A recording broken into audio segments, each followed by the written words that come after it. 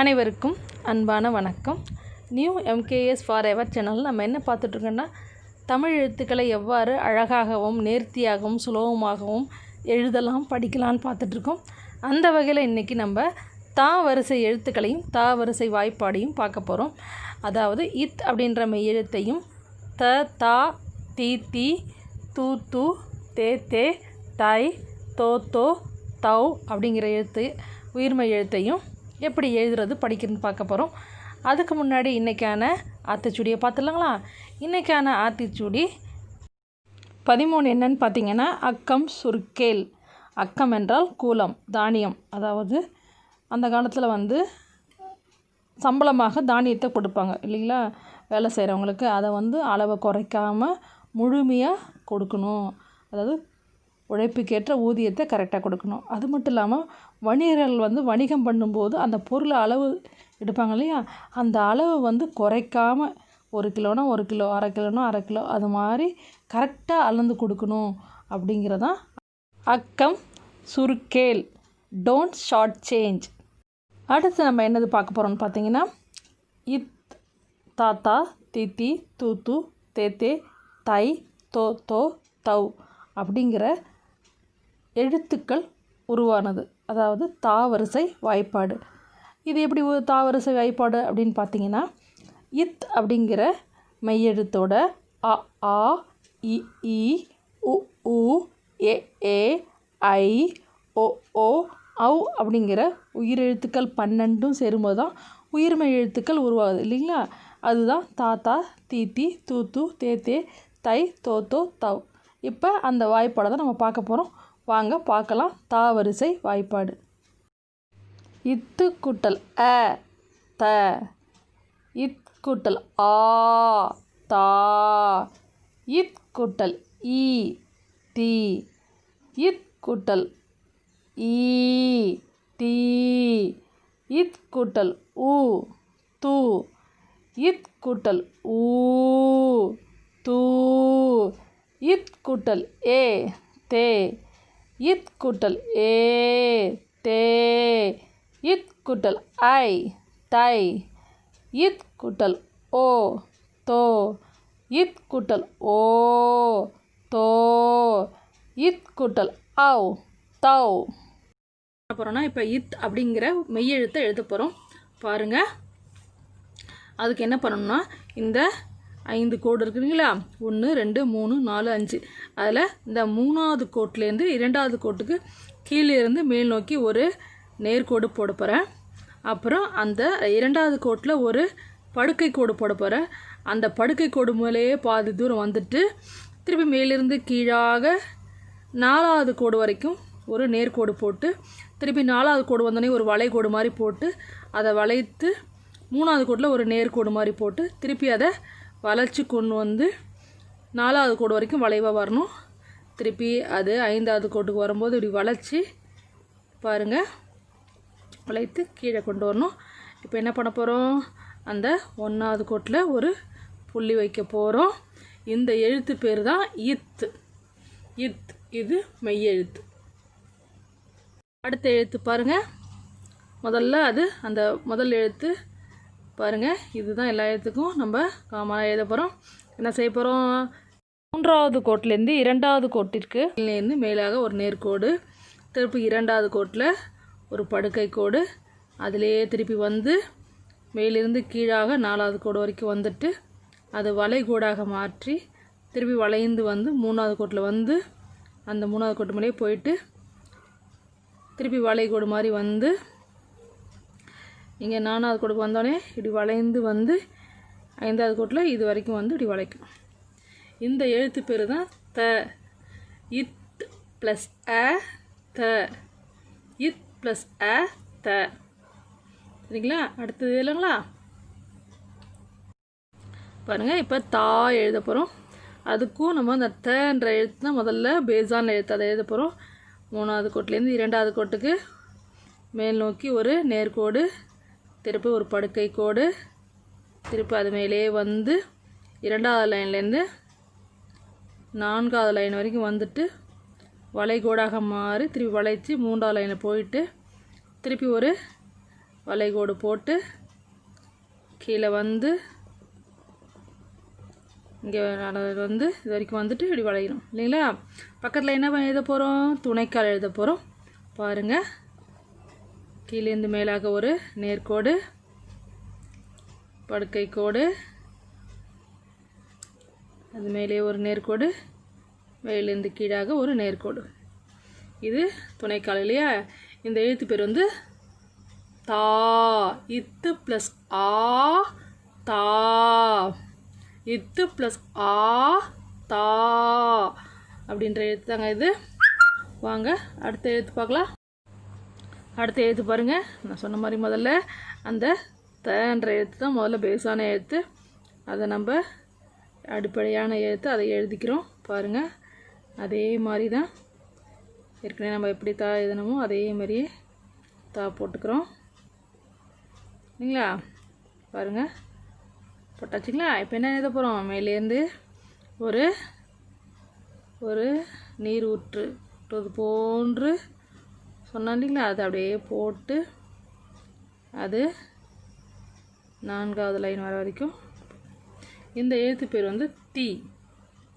இத்து ப்ளஸ் இ தி. இத்து ப்ளஸ் இ தி.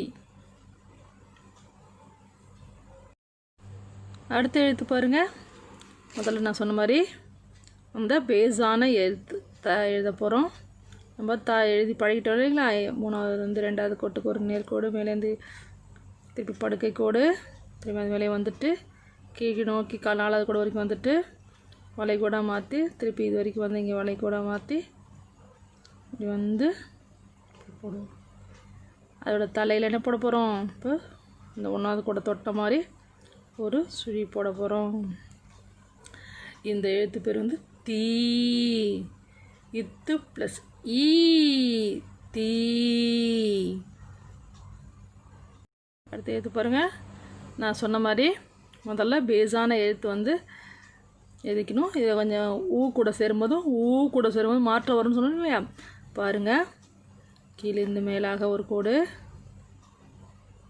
படுக்கை கோடு, அது மேலே வந்துட்டு நல்லா கவனித்து பாருங்கள்.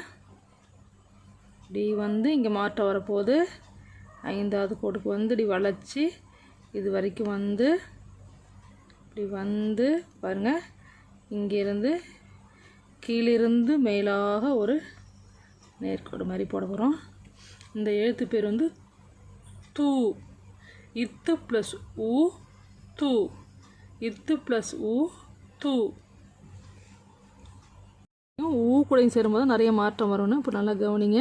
இப்போ என்ன பண்ண போகிறோம், இந்த 3வது கோட்லேருந்து 2வது கோட்டுக்கு மேல் நோக்கி ஒரு நேர்கோடு, ஒரு படுக்கை கோடு, அது மேலேயே போயிட்டு இங்கே வந்து வளைச்சி கொண்டு போகணும்னு சொல்லிட்டு வளைச்சி போயிட்டு இங்கே வந்து 5வது லைனுக்கு வந்தோன்னே இங்கே வளையும். நல்லா கவனிங்க.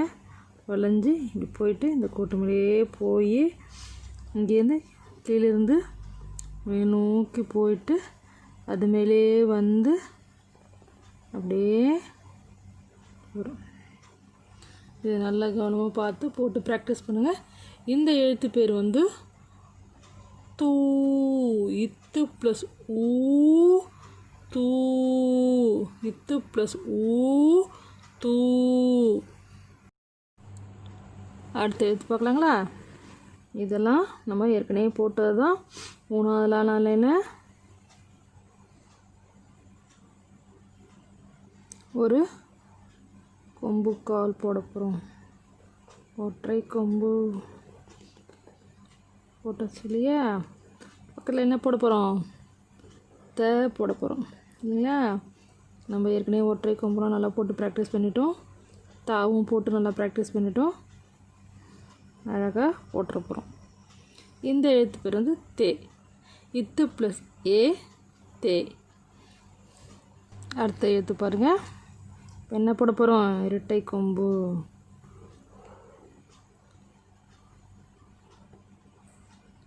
போட்டுட்டு பக்கத்தில் தா போட போகிறோம் இல்லைங்களா.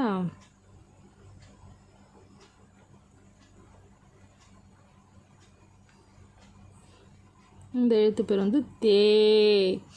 இத்து ப்ளஸ் ஏ தே.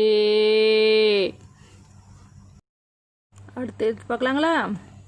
அடுத்த எழுத்து என்ன பார்க்க போகிறோம் பாருங்கள்.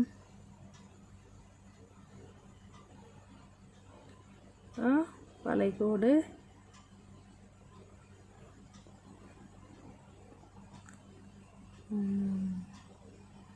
டச்சா இந்த எழுத்துக்கு என்ன சொல்லியிருக்கேன்? அதை சொல்லணும் சரிங்களா? இணை கொம்பு. பக்கத்தில் என்ன போட போகிறோம்? த போட போகிறோம். த போட போகிறோம் இல்லைங்களா? இப்போ என்ன இந்த எழுத்து ஆயிடுச்சு? தை. தை. இதுக்கு 2 அர்த்தம் இருக்குது சரிங்களா? தைனா இத்து ப்ளஸ் ஐ தை. இந்த எழுத்துக்கு தைனா துணி தைன்னு சொல்கிறோம் இல்லையா, அதையும் வச்சுக்கலாம். தை மாதம் இல்லையா, பொங்கல் வர தை மாதம், அதுக்கு இந்த தை தான் சரிங்களா? தை. இத்து ப்ளஸ் ஐ தை. அடுத்த எழுத்து பாருங்கள். என்ன போட போகிறோம்? ஒற்றை கொம்பு.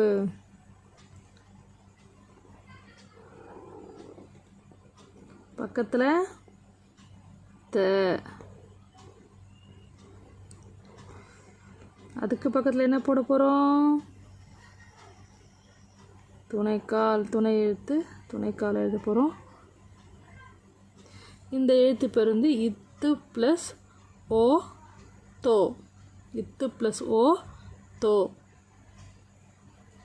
அடுத்து எழுத்து பார்க்கலாமா? அடுத்து என்ன? இரட்டை கொம்பு இல்லையா? கீழிருந்து மேலாக போட்டுட்டு பக்கத்தில் என்ன போட எழுத போகிறோம்? த போட போகிறோம். நல்லா போட்டு பழகுங்க. பக்கத்தில் என்ன போட போகிறோம்? துணைக்கால் எழுத போகிறோம். இந்த எழுத்து பேர் வந்து தோ. இத்து ப்ளஸ் ஓ தோ. அடுத்த எழுத்து தாங்களா பாருங்கள். ஒற்றை கம்பு போட போகிறோம். பக்கத்தில் த எழுத போகிறோம். அதுக்கு பக்கத்தில் என்ன போட போகிறோம்? வல்லின லகரம் எழுத போகிறோம் இல்லைங்களா? Very good. நிறைய பேர் நன்று, மிக நன்று. நல்லா கரெக்டாக சொல்கிறீங்க. எழுதி எழுதி நல்லா பழகிருக்கீங்கன்னு நினைக்கிறேன். வல்லின லகரம் இல்லைங்களா? இந்த எழுத்து பேர் வந்து தௌ. இத்து ப்ளஸ் ஔ தௌ. இத்து ப்ளஸ் ஔ தௌ. தா வரிசை எழுத்துக்களை எப்படி சொல்லலான்னு பார்க்கலாமா?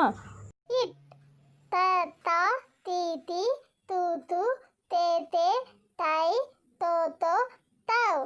இட் த தா தி தி து து தே தே தை தோ தோ தௌ. இட் த தா தி தி து து தே தே தை தோ தோ தௌ. இதில் பார்த்தீங்கன்னா கிறிஸ்மஸ் தாத்தாவில் தா இருக்குது, இத்து இருக்குது, தா இருக்குது இல்லைங்களா? அப்புறம் பார்த்திங்கன்னா தொப்பியில் தோ இருக்குது. அதனால் நம்ம இந்த மாதிரி கிறிஸ்மஸ் தாத்தா வேஷம் போட்டுவிட்டு நம்ம சொல்லலாம். இல்லை தாத்தா மாதிரி ஆக்ஷன் பண்ணிட்டு கூட நம்ம அந்த தா வரிசை எழுத்துக்களை குழந்தைகளுக்கு சொல்லிக் கொடுக்கும்போது ரொம்ப ஆர்வமாக கற்றுப்பாங்க. ட்ரை பண்ணி பாருங்கள். குழந்தைகள் ரொம்ப மகிழ்ச்சியாகவும் சந்தோஷமாகவும் கற்றுக்கிறதுக்கு ஏதுவாக இருக்கும். இந்த வீடியோ உங்களுக்கு பிடிச்சிருந்தா லைக் பண்ணுங்கள், ஷேர் பண்ணுங்கள், கமெண்ட் பண்ணுங்கள், சப்ஸ்கிரைப் பண்ணுங்கள். நம்ம என்னமே நம் வாழ்க்கை நல்லதே என்னவும் நல்லதே நடக்கும். வாழ்க வையகம், வாழ்க வளமுடன். நன்றி, வணக்கம்.